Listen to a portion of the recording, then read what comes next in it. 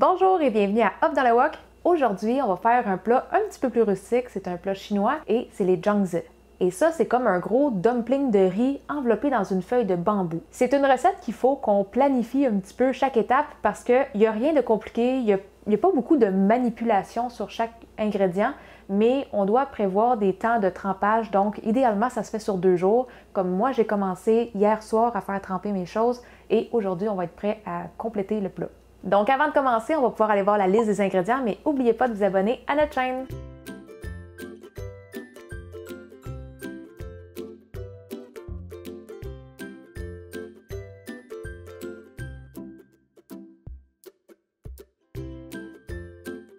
Donc, dans notre recette, nous, on va utiliser du porc et du poulet. Vous pouvez utiliser juste du porc ou juste du poulet, c'est vraiment comme vous voulez, mais je voulais vous montrer avec les deux versions. Puis en même temps, ça nous fait un petit peu plus de variété. La marinade, je la prépare la journée avant juste pour que toutes les saveurs aient bien le temps de rentrer dans la viande. Si vous le faites le matin même, ça va être juste un petit peu moins goûteux. Pour le porc, j'ai pris une demi-livre ou on peut aller jusqu'à 300 grammes à peu près si on aime qu'il y ait beaucoup de viande dans nos dumplings. J'ai pris de l'épaule de porc, mais un autre bon choix serait de la poitrine de porc. Il faut y aller avec une viande qui est bonne avec une longue cuisson, mais qui a aussi quand même beaucoup de gras dedans parce que si on n'a pas de gras, ça va être très sec. Et je vous le dis, là, moi je suis vraiment du style à tout enlever le gras d'habitude. J'aime quand mes viandes sont maigres, j'aime pas pogner un chunk de gras. Mais vu que c'est une cuisson qui se fait quand même en 3 heures, le gras va tout fondre et on le voit même plus rendu à la fin. Pour le poulet, j'ai aussi pris une demi-livre et encore une fois, vous pouvez aller jusqu'à 300 grammes à peu près. Et j'ai utilisé des hautes cuisses de poulet désossées. Il ne faut pas prendre des poitrines de poulet parce que vu que c'est une longue cuisson, ça va devenir super sec. Et pour le poulet aussi, si vous avez comme beaucoup de gras sur vos hautes cuisses, moi je le garde juste pour que le gras fonde et rende ça un petit peu plus juteux. Pour les 2 viandes, on va couper ça dans des morceaux quand même assez gros. Et une fois qu'on a coupé nos 2 viandes, on peut faire la marinade. On va mettre exactement la même chose dans les 2 bols. Donc, dans chacun des bols, on va mettre 2 cuillères à thé de vin de cuisson Shaoxing, 1 cuillère à thé de sucre, 1 cuillère à thé de sauce soya claire, 1 demi-cuillère à thé de sauce soya foncée, 3/4 de cuillère à thé de poudre 5 épices, 1/8 de cuillère à thé de poivre noir, et 1 cuillère à table d'huile végétale. On va bien mélanger le tout pour que toute la marinade enrobe bien les morceaux de viande. Et ensuite, on va couvrir ça d'une pellicule de plastique et on va laisser ça au frigo jusqu'au lendemain. La deuxième chose que j'ai préparée hier, parce que ça a quand même besoin de beaucoup de trempage pour bien se réhydrater, ça va être les feuilles de bambou. Jusqu'à présent, vous nous avez vu travailler avec des feuilles de bananier qui sont des feuilles congelées, mais cette fois-là, on va vraiment avec des feuilles de bambou. C'est des plus petites feuilles et ça s'achète sur tablette, donc c'est des feuilles séchées. Pour chaque dumpling qu'on va faire, on va en utiliser 3. Donc si on compte qu'on va faire entre 12 et 15 dumplings, on va essayer de s'en compter minimum 45 feuilles. Et moi, je vais tout le temps en mettre plus parce que des fois, on a des feuilles qui sont fendues au centre et qu'on ne peut pas utiliser. Donc je vais juste prendre une 60aine de feuilles, comme je vais avoir un 15 feuilles de plus de lousse au cas où. La première étape pour les feuilles, ça va être de les plonger dans une grosse marmite d'eau. Et si vous voyez que les feuilles ont tendance à trop flotter à la surface, mettez un poids. Moi, je vais juste mettre un couvercle de chaudron. Et on va amener l'eau à ébullition. Dès que ça va se mettre à bouillir, on va calculer 5 minutes. Quand ça fait 5 minutes, on va sortir les feuilles de l'eau et on va les laisser tremper jusqu'au lendemain dans un grand bol d'eau. Et moi, je vais aussi placer une assiette sur le dessus juste pour garder un poids pour être sûr que toutes les feuilles restent en dessous de l'eau. Donc ça, c'est mes feuilles qui trempent depuis hier. Ce sont vraiment réhydratées. On dirait des feuilles dans la nature. Et les feuilles, on va les laisser tremper même pendant qu'on fait le montage. On va les essuyer au fur et à mesure juste pour être sûr que ça ne s'assèche pas au fur et à mesure. La troisième et dernière chose que j'ai préparée hier soir avant de me coucher, c'est le trempage de mon riz. Pour cette recette-là, on utilise du riz gluant et on va utiliser 3 tasses ou 650 grammes séchés. Avant de faire tremper le riz, on va juste le rincer 4-5 fois, je vous dirais, juste pour enlever le surplus d'amidon puis pour le nettoyer en même temps. Donc on va verser de l'eau, on va le remuer un petit peu, on va vider l'eau, on va recommencer 4 fois. Et après 4 fois, on va juste remplir le bol d'eau et on va laisser ça tremper jusqu'au lendemain. Fait que ça, c'est toute la préparation que j'ai faite hier. Et aujourd'hui, en me levant ce matin, j'avais d'autres choses à faire tremper avant de vraiment commencer la recette. Tous les items qu'on va faire tremper ce matin, c'est un 2 à 3 heures de trempage. Donc, moi, je le fais en me levant le matin, puis après ça, j'ai le temps d'aller faire mes affaires, gosser sur l'ordi, aller prendre ma douche, puis après, je peux commencer à cuisiner. Dans ce que j'ai fait tremper ce matin, il y avait des haricots mungo. On va utiliser 250 grammes ou environ une tasse. Et ça aussi, on va juste les rincer quelques fois jusqu'à temps que l'eau soit plus trop mousseuse. Et une fois que l'eau est un petit peu plus claire, là, on va juste verser de l'eau dans notre bol. Ensuite, je vais utiliser 2 gros champignons shiitake séchés et on va les réhydrater avec de l'eau chaude. Et ça, juste pour être sûr que mes champignons soient bien hydratés, je vais mettre une assiette sur le dessus pour essayer de caler un peu mes champignons.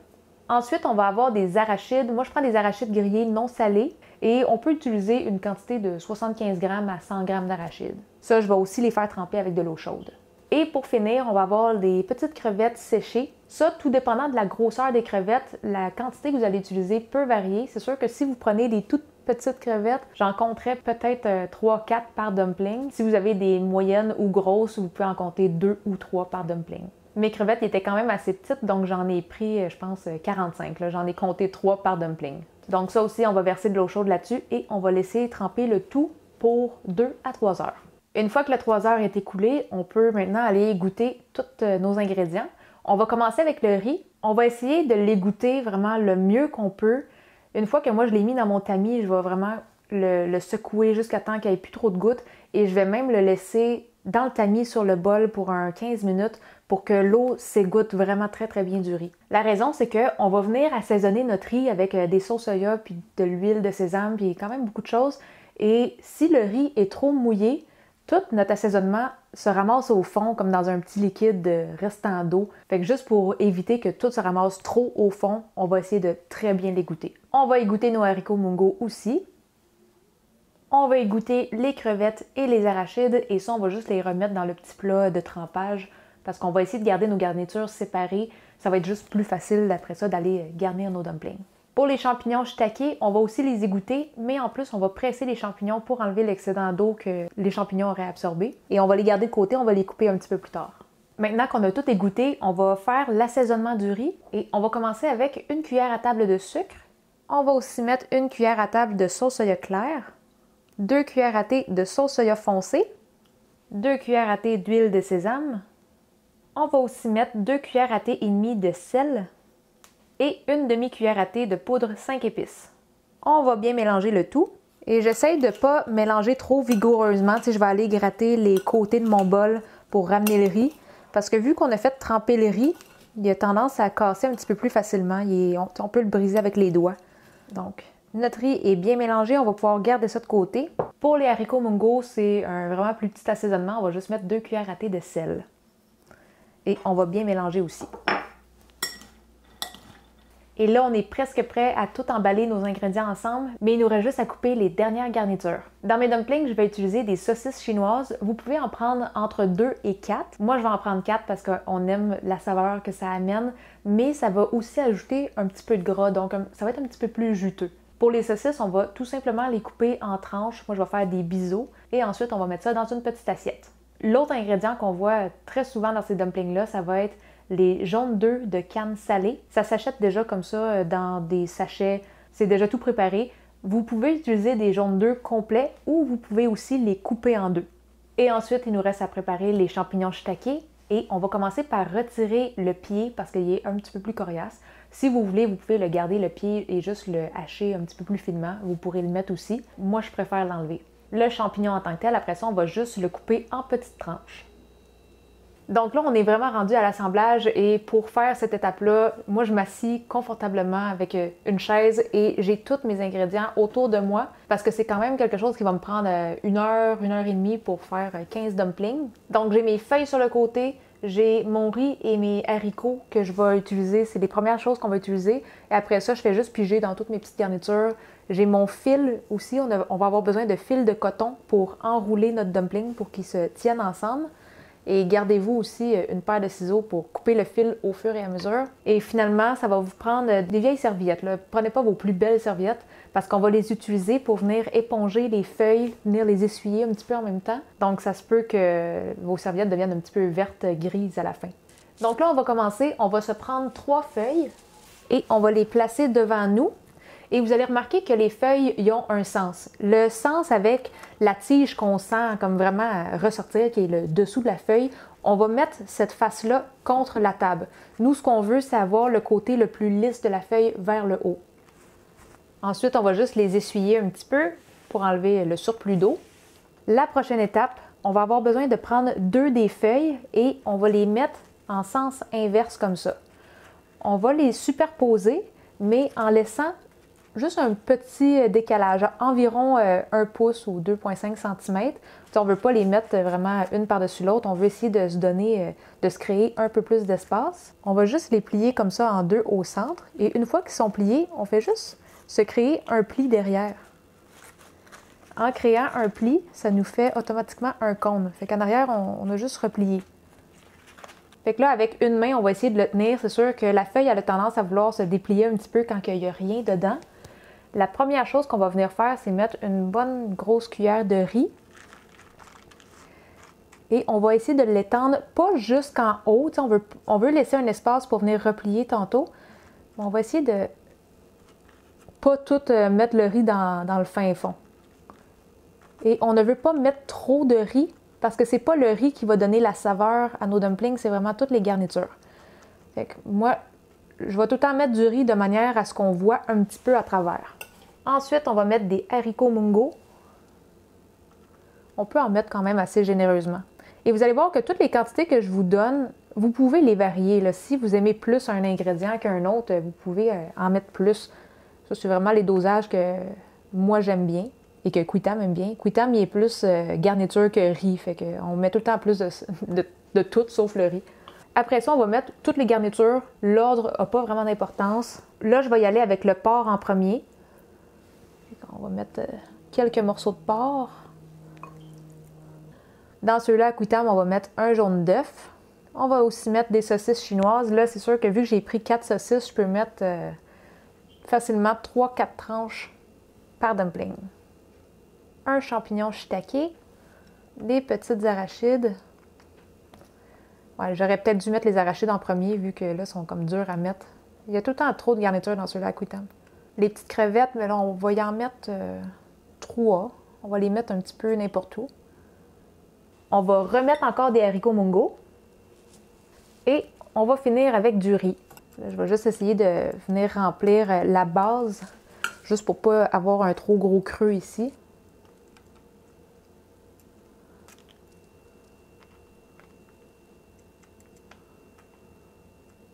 Là, maintenant, on doit le fermer. Fait que c'est là qu'on va utiliser la 3e feuille.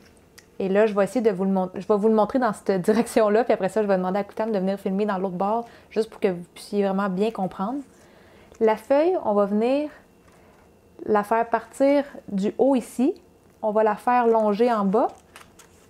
Fait que ça va nous créer comme un plus gros rebord ici. Fait que là, ça nous donne vraiment des bordures pour venir refermer. Fait que là, juste pour le revoir une autre fois, la feuille, encore le côté lisse, on va le mettre par l'intérieur. On va partir ça sur le côté ici. On essaye de venir passer par-dessus le petit repli. Et on le passe comme ça. Fait qu'on a des rebords pour refermer. Pour le fermer, on va plier un côté en premier. On va plier le deuxième côté. Donc là, on a vraiment comme une petite pochette. Et on va prendre le dessus et plier dans l'autre direction. Là, ça a l'air un petit peu n'importe comment vu comme ça, parce qu'on doit venir bien le fermer. Et vous allez voir que quand on va cuire la garniture, tout va quand même gonfler et ça va être un petit peu plus beau que ça quand même. Pour le refermer, on va avoir besoin de notre fil. On va venir juste le sécuriser comme ça avec notre pouce. Et on va essayer d'avoir un 15 cm là, qui dépasse de notre dumpling. Si on veut savoir si on a assez de longueur, on fait juste le passer autour, voir si on est capable de se rendre de l'autre côté pour avoir un petit lousse pour faire un nœud tantôt. Je vais m'en donner même un petit peu plus. OK. Et là, on va juste venir enrouler partout notre dumpling.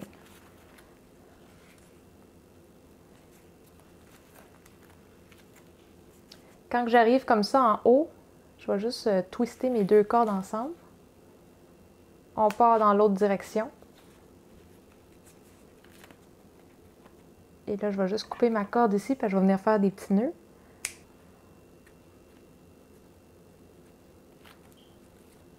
Fait que notre premier dumpling a l'air de ça.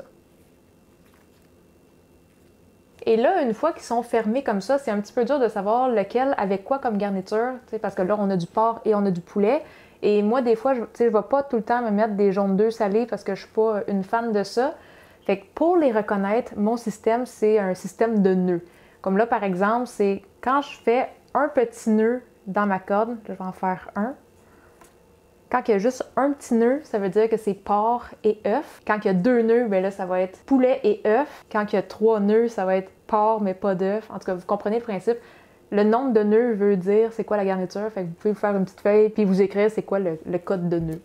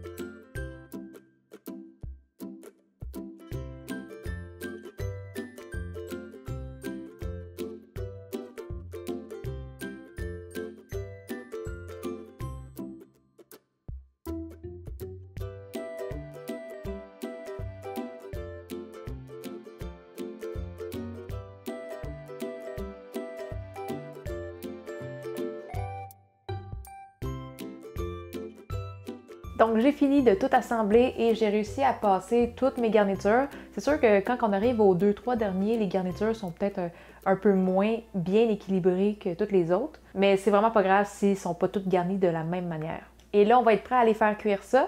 On va les faire bouillir dans une grosse marmite d'eau. Moi, je vais les mettre dans la marmite quand l'eau est encore froide ou température pièce. Et une fois qu'ils sont dans l'eau, là, je vais allumer la température. Et en passant, si jamais il vous restait un surplus de feuilles que vous n'avez pas utilisé parce que on en avait quand même fait une quinzaine de plus, moi ce que je vais faire, c'est que je vais juste les mettre dans la marmite avec les dumplings qui vont bouillir. Comme ça va juste assaisonner un petit peu plus l'eau. Tant qu'à les jeter, j'aime aussi bien les mettre dans la marmite. Et à partir du moment que ça commence à bouillir, on va réduire la température pour que ça mijote. On va couvrir et on va laisser ça chauffer pendant 3 heures. Au bout de 3 heures, on va pouvoir fermer le rond et on va transférer tous les dumplings dans de l'eau froide. Moi, ce que je fais, c'est que je vais juste remplir mon évier d'eau froide et je vais toutes les mettre dedans. On va les laisser tremper comme ça pour 5 minutes pour que ça refroidisse assez pour qu'on puisse les manger directement.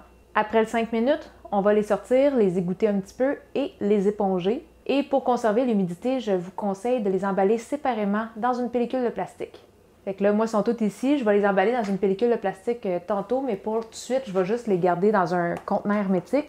Je les laisse pas à l'air comme ça parce que sinon, la feuille s'assèche beaucoup et ça fait aussi un riz plus sec.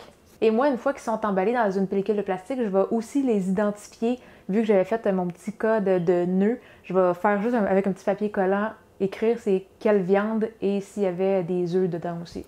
Donc là, je vais en ouvrir un.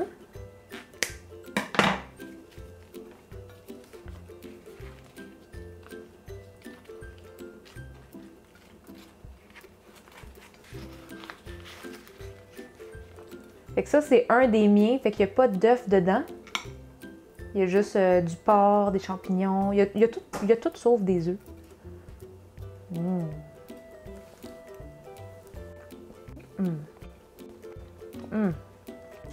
Quand ça vient juste d'être cuit puis qu'ils ont refroidi juste assez pour être mangé, là, on dirait que c'est là que c'est vraiment bon. Le riz est crémeux, le porc aussi est juteux. Donc, je vais essayer le mien. Le mien contient des œufs salés puis la viande un petit peu plus grasse, mais moi j'aime ça. Ça rend le plat plus juteux tout simplement.